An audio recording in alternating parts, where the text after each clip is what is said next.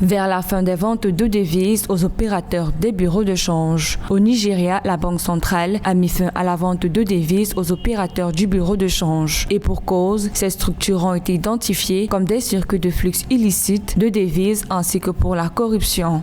La mesure du gouverneur de la Banque centrale du Nigeria vise à établir un peu plus de transparence dans la gestion de ces devises. Vous savez très bien que la monnaie nationale du Nigeria s'appelle le Naira.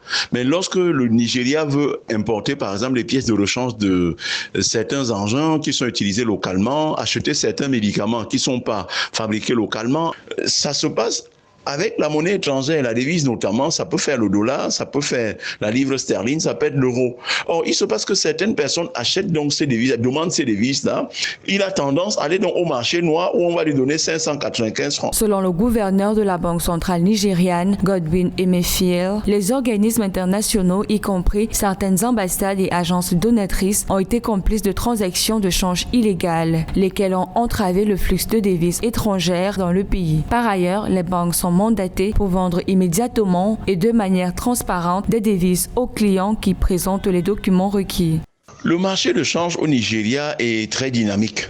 Alors, ses principaux défis, à mon sens, relèvent essentiellement de la statistique.